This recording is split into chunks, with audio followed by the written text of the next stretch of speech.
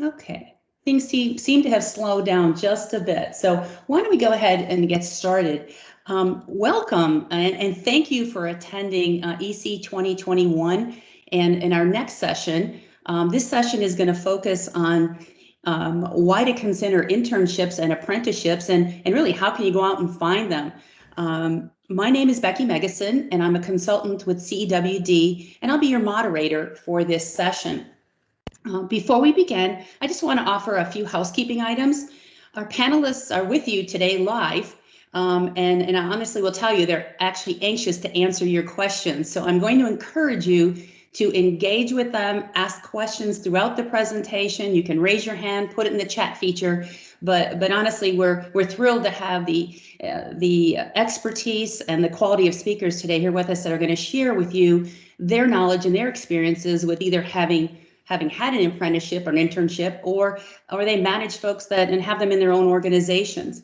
So what I would like to do right now to get us started, and just a reminder, if you can stay on mute, unless you have a question, then please come on and ask your question. But what I'd like to do now is I'd like to ask each of our panelists just to briefly introduce themselves so you can get to know each of them a little better. So how about to kick this off, Daniela, would you like to introduce yourself? Thank you, Becky, and thank you so much for inviting me to be part of this panel. As was mentioned, my name is Daniela Piper, and I work for the New York Power Authority. We are the largest public power organization in New York State, in the country, and I lead the Niagara Power Project. The Niagara Power Project is the largest hydro facility in the Northeast, and so I lead the team that runs that power plant. In terms of my background, I'm an electrical engineer. That's what I studied in school, but I started off my career much earlier than post my undergrad. I did an associate's earlier on, and I worked in construction as a QA person. I've had many different jobs throughout my career before coming into the power industry, from administrative assistant to QA/QC person, as I mentioned.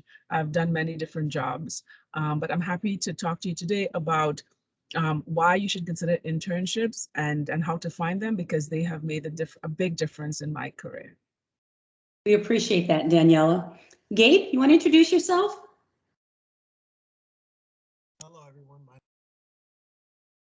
Gabe, you want to speak up just a little bit? Just speak up a little. Can you hear me now?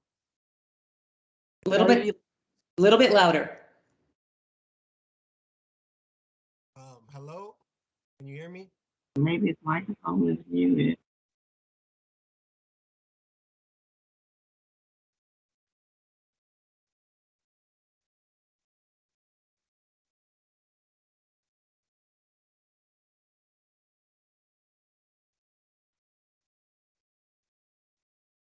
Okay, Kim, we'll jump to Kim real quick and then Gabe will come back in.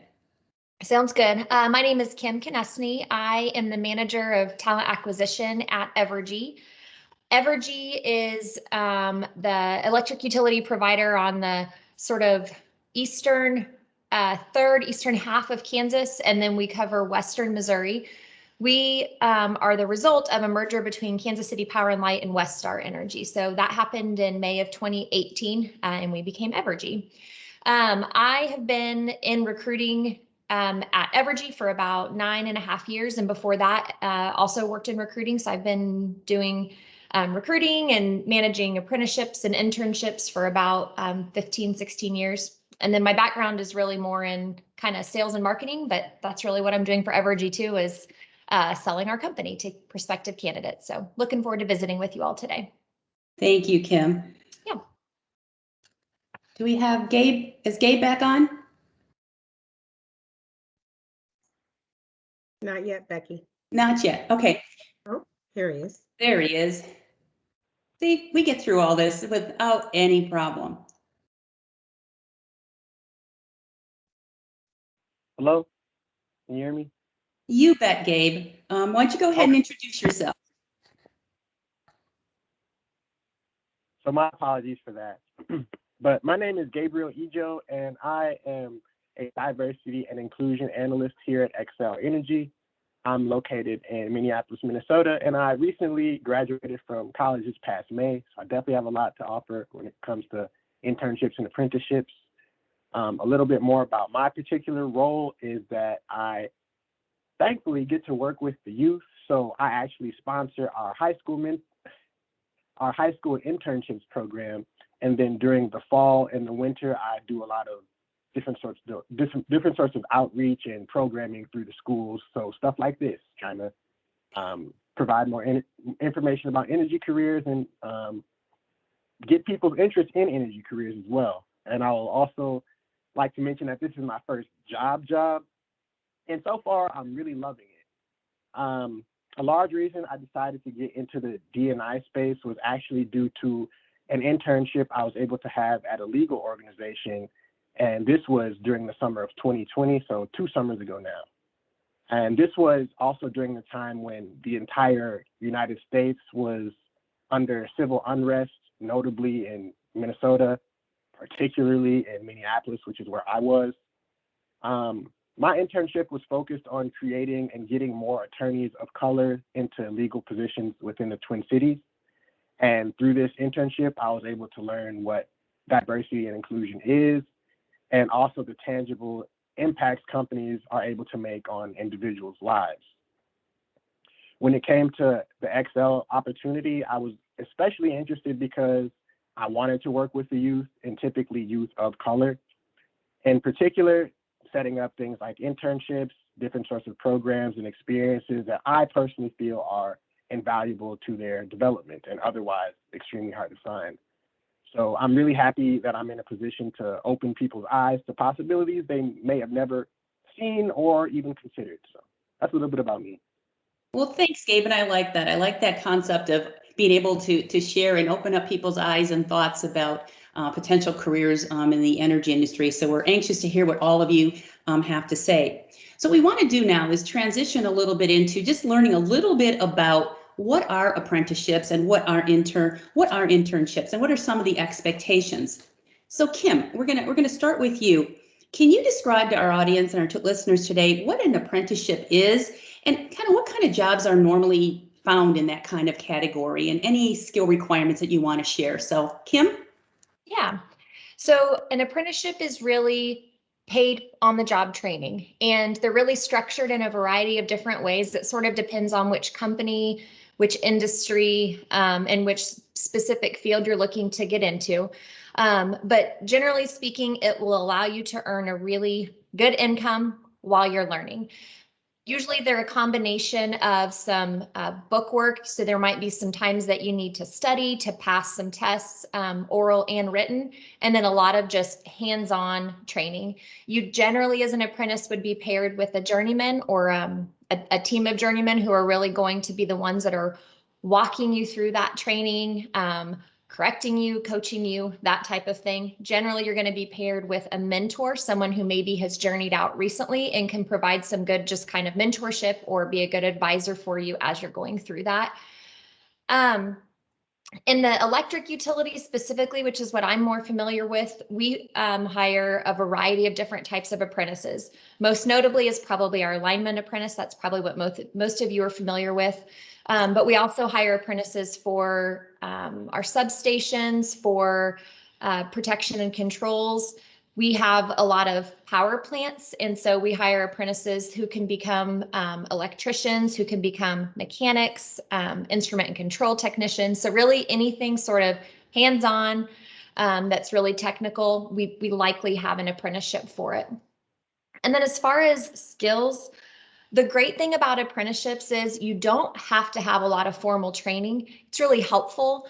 A lot of our apprentices are more successful if they've gone to a technical school and received some technical training or an associate's, but it's certainly not required. So I would say skill-wise, an aptitude and an ability to do hands-on work. It helps if you also really like that type of work. I would say an ability to learn quickly, to be coachable, to be a problem solver. With any of the positions that we have, we really need people who are critical thinkers and good problem solvers. So while the technical training is helpful, certainly not a requirement. Thank you. Daniela, same question, but let's talk about internships. Sure. Thank you. So an internship really provides an individual who is a beginner, somebody who's just starting a career, with practical exposure to an occupation. So generally, you would be in the workplace, you would be exposed to the workplace. It could be, a corporate environment. There are different types of environments you can be introduced to as an intern. One of the great things about an internship is you get a better idea of the career that you may be interested in. And so it provides you with insight on different areas you can work in, because, one discipline, for example, I interned I was an electrical engineering intern when I started my career, but you can take many different routes as an electrical engineer when you do an internship. And it's the same for different parts of the organization. We hire interns in IT, in HR, in different parts of the business. And so not only do you get to interact with somebody who's a professional and get hands-on experience in a particular area, but you get to get insight on the occupation, other roles that may relate to it, other avenues that you can take. So that's one of the great things about an internship. In terms of the skills that you need, typically it depends on when you start your internship. If you are doing an internship before you've done college credits or have an associate's, you may not have experience with that particular type of work, but you can still come into an organization and contribute and learn. And what's important is that you have that can-do attitude, that you come in curious, excited, driven, you're willing to ask questions. And if you have had experience being a leader, even when you're in high school, there are opportunities to be a leader, whether it's of a club or otherwise. Sometimes you've had a job when you're in high school. When you're looking for an internship, you want to, when you're applying, make sure that your employer knows that you have taken on challenges before, that you have led before, that you've been able to organize and execute a task. So that's important when you are looking for internships too. And that's the kind of skills that as an employer, I would look for when I'm looking for an intern. Wonderful. I see Gabe shaking his head here. So everything I think you're saying, Daniela, he's relating to. So Gabe, kind of bring this home for our listeners here. You have been the most recent intern we've had, being new to the job world. How, explain a little bit about how you found your internship and kind of the work you did and what you learned from that experience. So my internship was actually found for me. During my high school year of college, I was looking really hard for different types of scholarships, and eventually I found one that was great for me.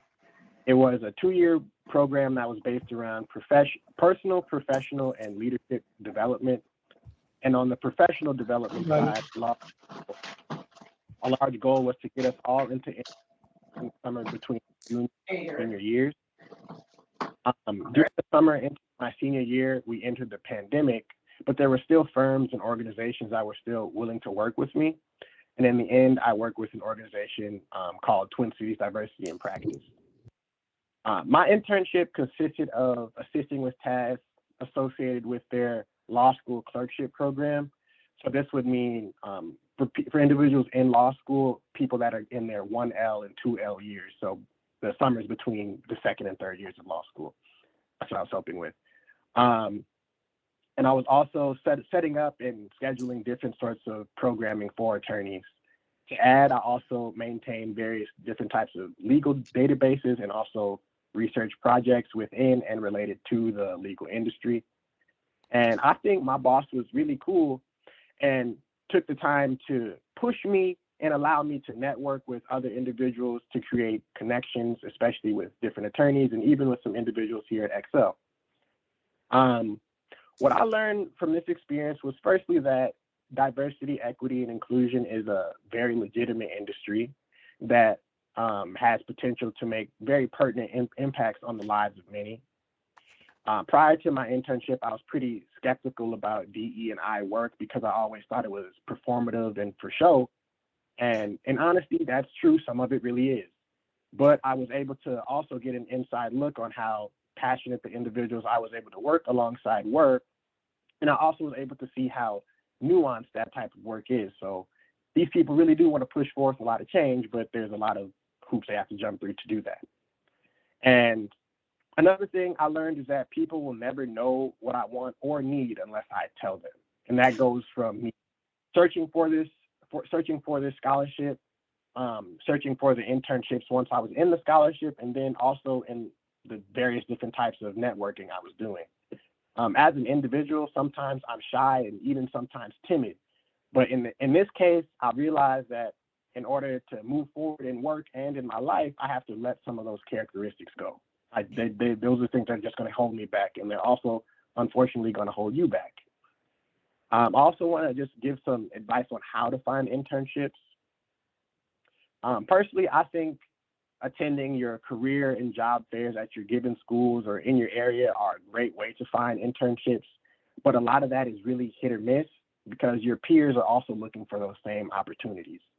My advice is rather to find out and know what you want prior to these things and begin to place yourself around individuals that are doing the things that you want to do in the future, and really try to make connections and be very intentional about the connections you're making. Beyond that, I would recommend that you're very proactive. You visit your schools and colleges, career centers. You are continually visiting. You're making sure those people know you. Because if they know you, they know that you care about this, that you're really driven. And that might influence them to go harder for you. That might influence them to really, if they see an opportunity, you're the first person they ask. And that's a great way to get ahead. I also recommend getting into different sorts of career pathways programs such as Genesis Works. We have Step Up, the Right Track, Internships, and Achieve here in Minnesota. For high school students, I would recommend you get yourself into college readiness programs such as AVID and College Possible. But my overall point here is to orient yourself with individuals who can help you, and it's much more likely that you will find success if you are known rather than just being another applicant in a sea of applicants. So yeah, be very proactive. Great advice, Gabe. And Danielle and Kim, I'm not so sure. I think you would agree with me. I don't think that he's really timid and shy. I think he wants you to believe he is, but I don't think Gabe is really timid and shy.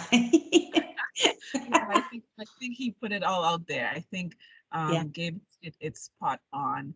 It's about going after what you want and building your network. You'll hear that more and more, but building your network and those relationships is imperative, and it will pay off for you. Absolutely. So let's dig a little bit deeper into these apprenticeships and internships. And Daniela, we're gonna look to you. At NYPA, I'm sure you've hired a lot of interns over your career. Can you share with our listeners what you look for, what skills, qualities you look for? And many of them might be exactly what Gabe just talked about. And offer your advice on how our listeners might be able to differentiate themselves. So I'll just start with a quote, and I think if you remember this quote and you remember this throughout your career, it will help you succeed. And it's really that the winner's edge is all in the attitude, not necessarily the aptitude. And what that means is that as a student, just reflecting on the early part of my education, I didn't think I was an A student, but the one thing I knew was that I would work as hard as I could.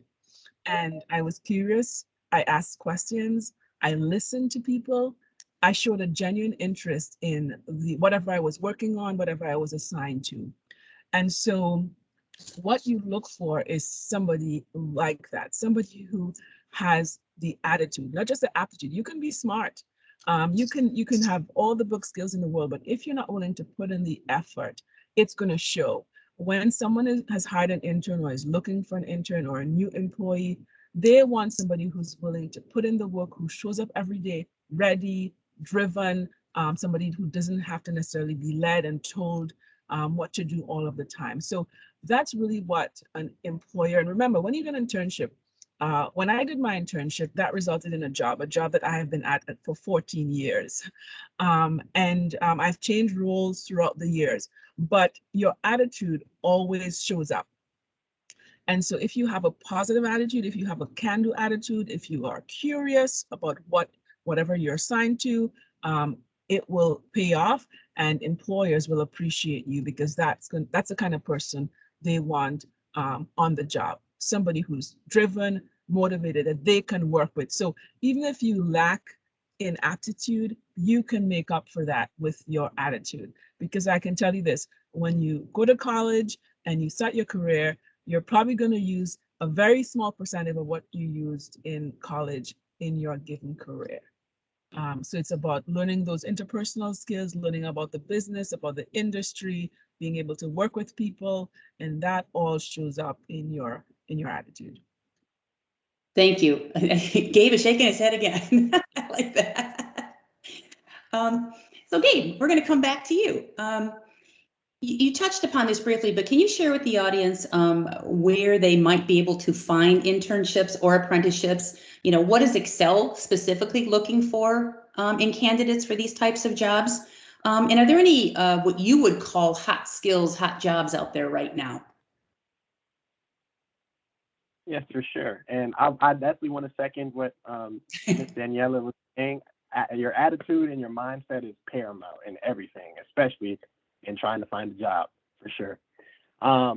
General ways I would recommend finding an internship are using actual internship finders. So I don't know if it's really a website, but maybe internships.com is a thing. Also just Googling for internships. Beyond that, I would say taking the utmost advantage of social media, not just LinkedIn, because LinkedIn is literally just for finding jobs and internships, but I'm saying your Facebook accounts, your Twitter accounts, your Snapchat accounts. You don't know what's going to pop up there, but since I've been pretty mindful about it lately, I've been seeing all different topics come up, and you really don't know where things are going to be. Beyond that, I would say again to take advantage of LinkedIn, and once again connect with individuals who are in places or at places you want to be. Speak with recruiters.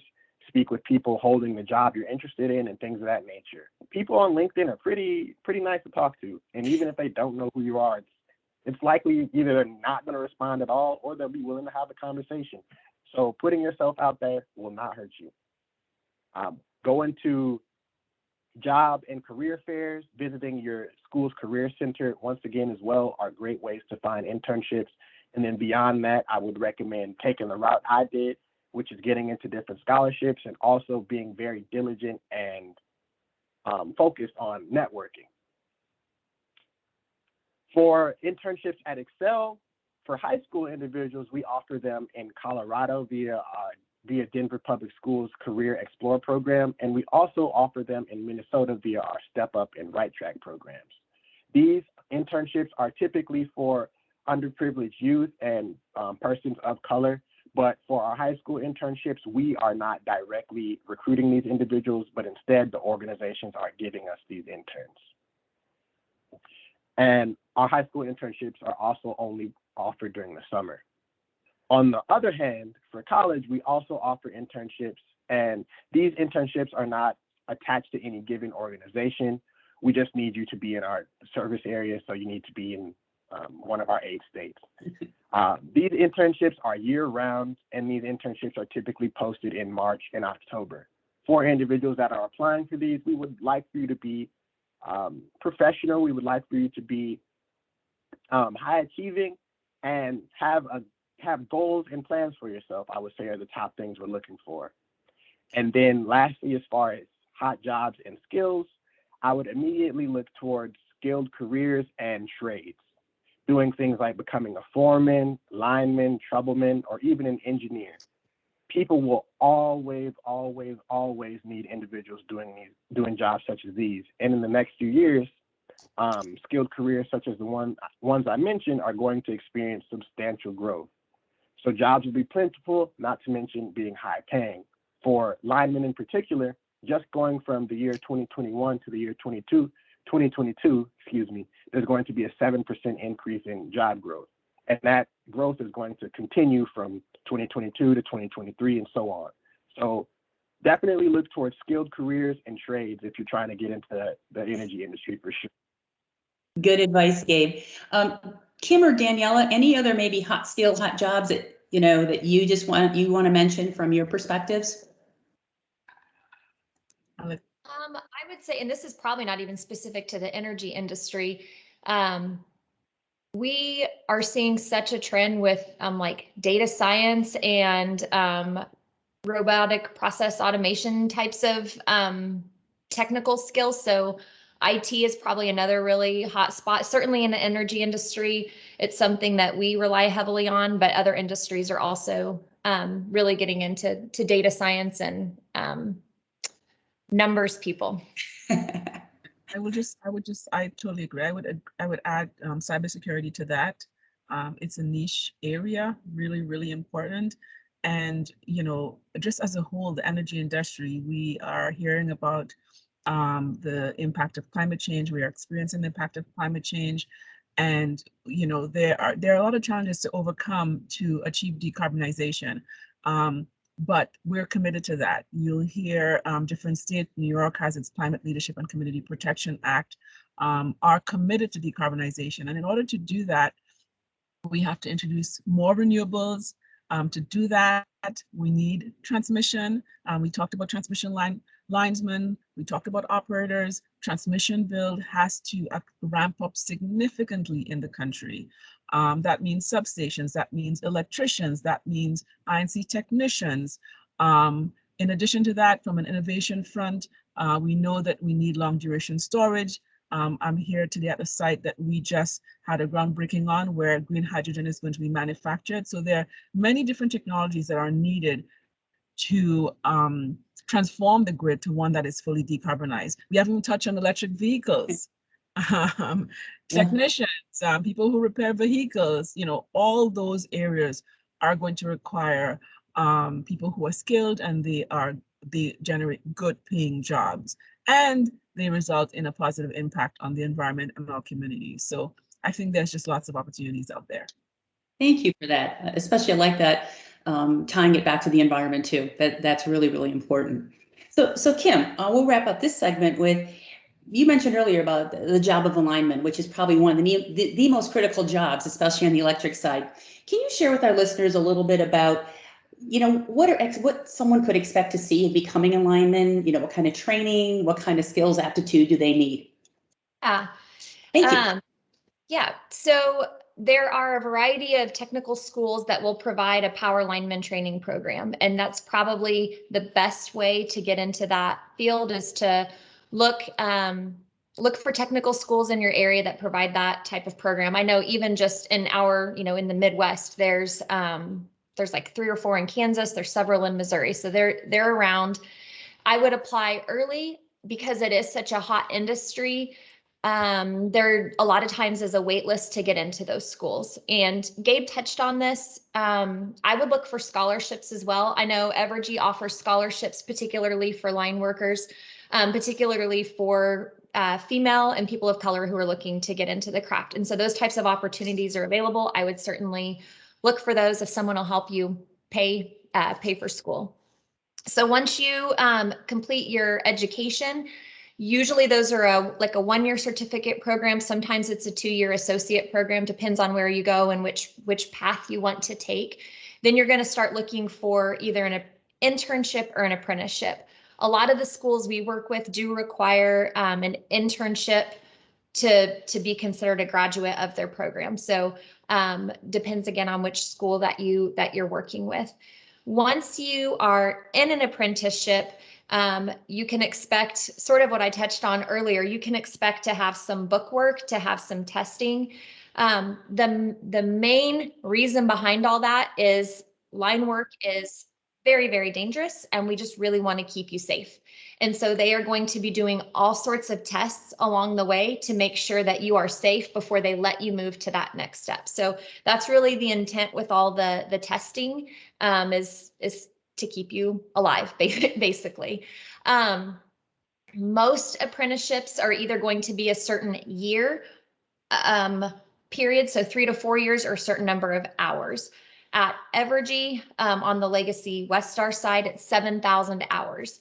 And with each step of your apprenticeship, you're going to receive an increase in pay as well. You'll also be allowed to do more as you go through. So when you're just starting, probably they're not going to let you do a whole lot besides hand them tools. But by the end of it, you'll be able to do hot work. So the types of training that you'll receive, again, most important thing is to keep safe, but you'll learn how to read voltages, how to build and install power lines, maintaining poles, how to use conductors. Towards the end, I mentioned you'll be able to do hot work, so that you'll have like a fiberglass hot stick to stay a safe distance if you are working on lines that are still live and active. The main thing that we are looking for is, and Gabe has kind of touched on this, and Daniela has as well, is people who are coachable, who are able to be safety conscious. We don't expect you to know everything coming in, but the expectation is that the linemen that are working with you don't have to repeatedly tell you the same thing to keep you safe and to keep the rest of the crew safe. So be coachable, ask lots of questions, be inquisitive. A lot of people think that if you get into a position like a journeyman lineman, that it's okay if you don't have great communication skills because you're just going to be in a bucket truck or on a pole fixing lines. And that could not be further from the truth. Oftentimes our linemen are the frontline employees who are dealing with our customers. And generally it's in a really high stress situation. So if your power goes out at your house and you see a crew working in your backyard and you go out to talk to them and it's some grumpy lineman who is not nice, that's not a good representation of Evergy or to the company that they're working for. So having really good communication skills, good customer service skills is also important, even if you think it might not be getting into this field. And Gabe has touched on this, and I think Daniela did too. The pay is very, very good. It's dangerous work. You have to work in all types of weather conditions. You're expected to go to work at 2 a.m. if it's -20 out and someone's power is out. It really is kind of like a brotherhood or a sisterhood. They really look out for one another. There's a lot of pride in being a lineman, and they're compensated for that accordingly. Pay will be different depending on where you live. Where Danielle is at in New York, probably the pay is slightly higher because the cost of living is a little bit higher. I know actually my husband was a journeyman lineman, and he went and worked a storm in New York and made a lot of money because he was making the New York wages and not the Kansas wages. But in Kansas, you're going to start at, as an apprentice around $30 an hour. And then, like I said, it will go up from there as you go through school. Most linemen, even in Kansas, are going to make well over $100,000 a year with overtime. So a lot of income potential in the field. Great, thank you. Thanks for outlining that, Kim. Really appreciate that. Yeah. So a question for all the panelists. From your personal perspective, your personal experience, why should our listeners consider a career in the energy industry and even potentially an internship or an apprenticeship? And Gabe, we're going to start with you on this one. So the big why. All right. And I want to piggyback off what Kim was saying. Definitely consider one of these energy trades. Like she's saying, you can make good money. You be honest, you can make some good money, and it's only 2 or so years of school. So I think, you know, if that's your some things you're interested in, and you're not afraid of heights, and you're not too, you got a cold aversion and stuff like that, you know, why not consider it? Think about it. But for your question, Becky, I believe people should consider EnergyCareers, internships, and apprenticeships because the energy industry, or in energy as a whole, is essential to us all. Being in the energy industry currently made me realize I'm in an industry that touches many, if not all, people, and that's pretty cool to me. Also, there's a lot to learn, and thus far, all the people I've met working just in Excel or meeting people from outside organizations, like working with you all, people are really cool and nice to work with. And perhaps an overlooked portion of being in the energy industry is the sheer amount of different people you're able to interact with and learn from. I'm able to talk to other individuals in corporate, but I'm also able to talk to people working in skilled trades that I would never otherwise be speaking to. I think it's a fantastic opportunity to gain perspective not only about different people, but about the world as a whole. Also, the industry is and always will be changing, and being a part of the energy industry means that you are one of the individuals helping to cultivate change for a better tomorrow. Lastly, the energy industry is growing as a whole, and if the industry is growing, what does that tell you as an individual that's trying to find a job or an internship or an apprenticeship? There's going to be room here for you. And if the other reasons weren't enough to pique your interest, I think finding a job would be a great way to do so. I think we're going to have Gabe be the national salesperson. What do you two think? 100%. There's nothing I could add really to what Gabe has said. I will only say that from experience, because I know that this has been the case for me. You know, when you start if you choose to join the energy industry, there are many paths you can take. I have had at least 4 different roles at my company. There's just so much room for growth, so much opportunity to contribute to having an impact on the community, like Gabe said so well. So I just think it's a very exciting place. We're seeing a lot of change. We're seeing a lot of focus on environmental justice, the impact, having a positive impact on our communities. So it's really a place where you can bring about change. Also, in addition to all of that, I mean, in addition to having different jobs, I have developed over the years. I've done 2 master's degrees over the years, which were paid by my company.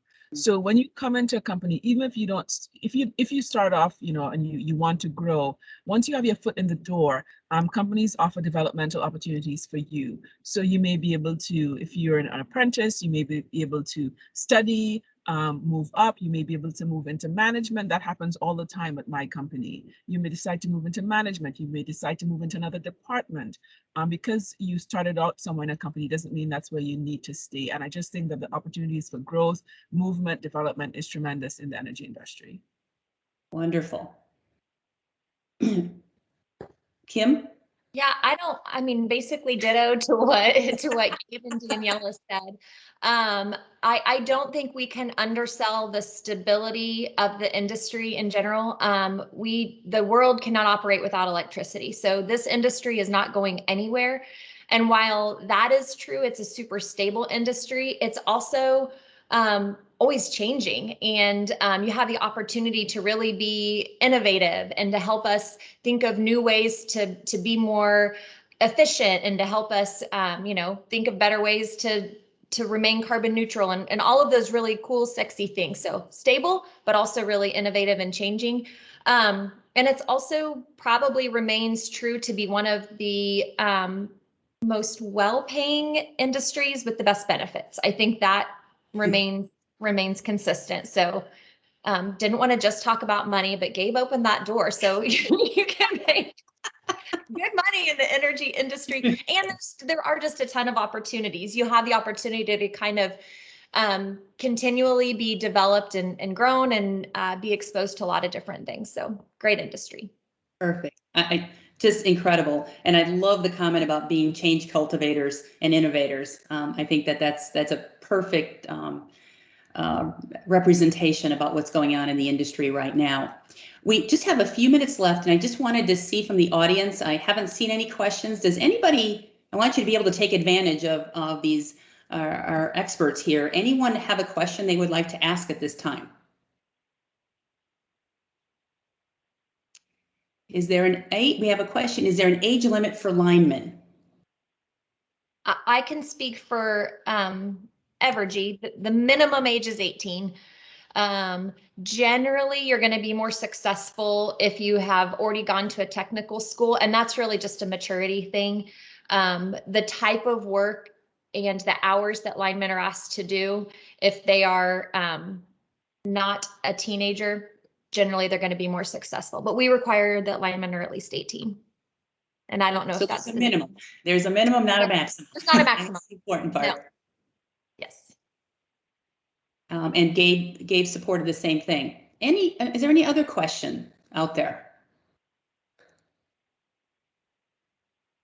Okay, so we have about 5 minutes left, and I have one last question then for our panelists.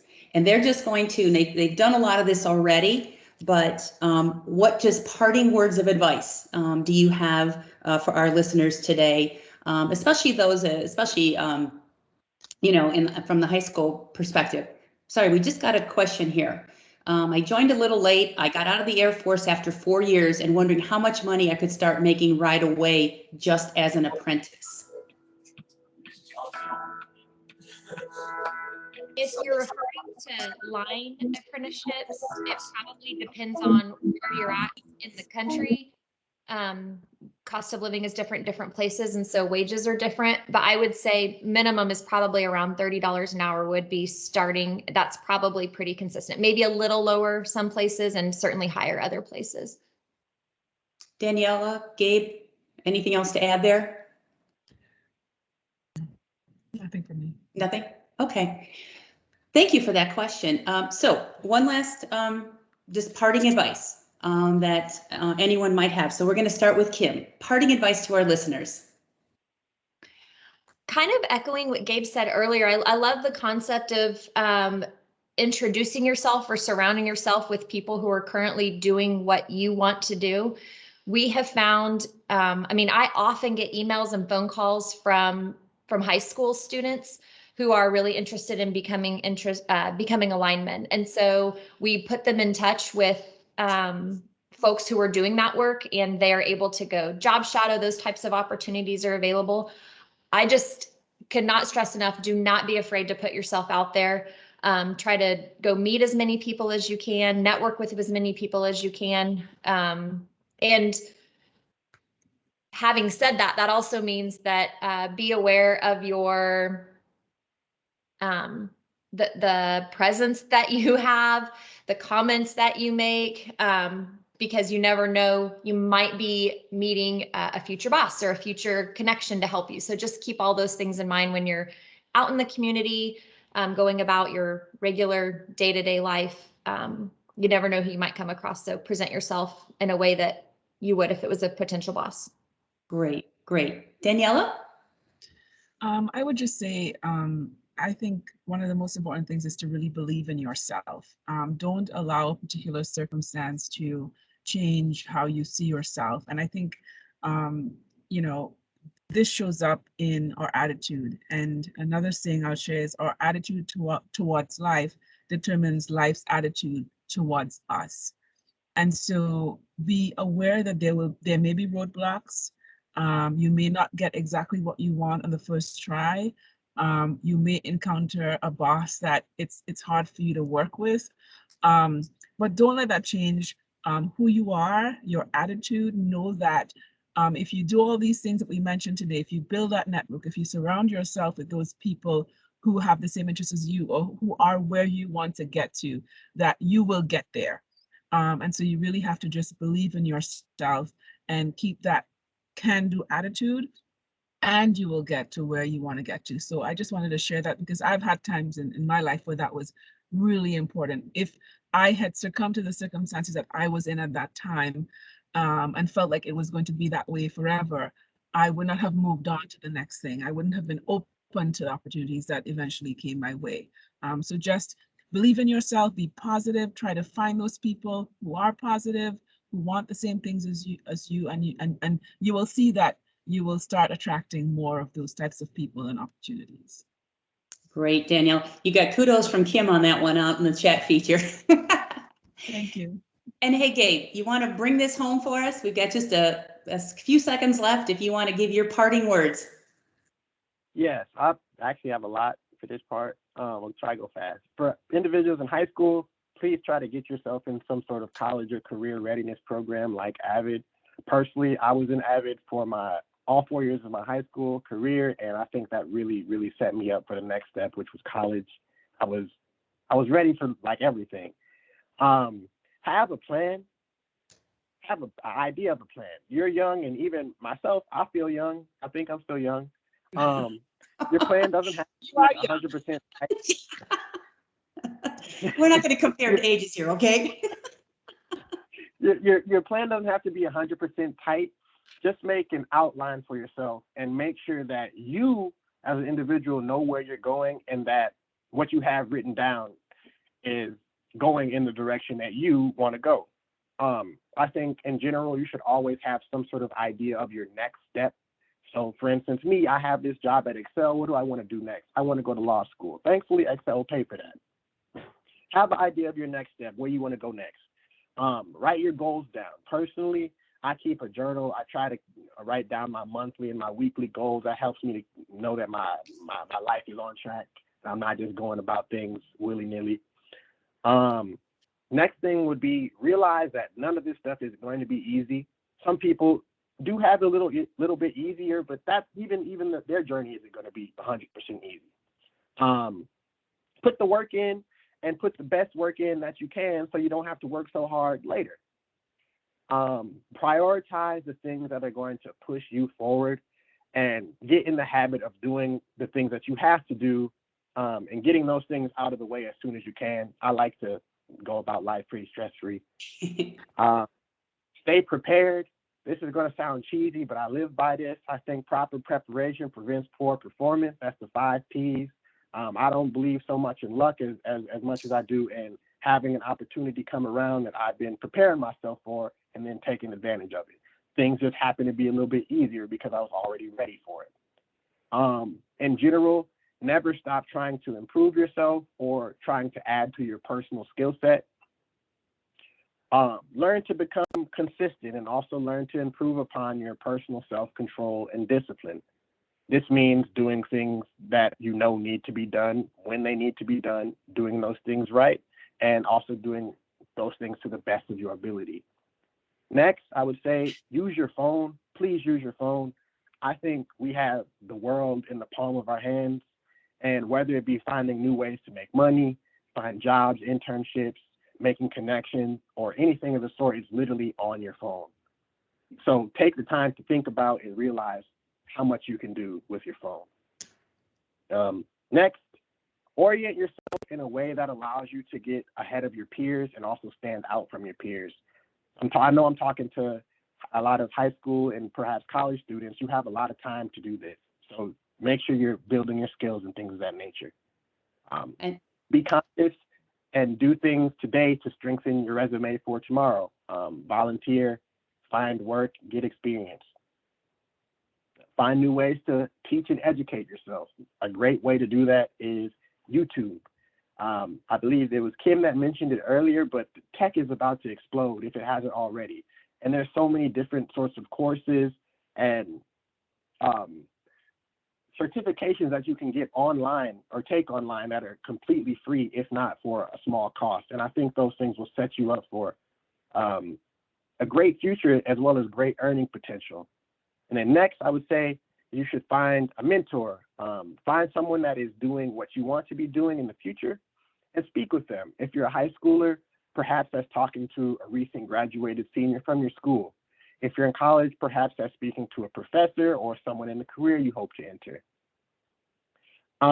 Side note, whatever mentor you choose, please make sure that they are worth their salt. Another side note is that when you are working with your given mentor, try to think of a way that you can also offer them something rather than them just giving you things. I don't think that a relationship that only benefits you would be a great one. I think that any relationship you have should be mutually beneficial. Gabe, I really apologize. We've got people starting to come in for the next session. Okay. Your advice is so spot on. And hey, here's the deal.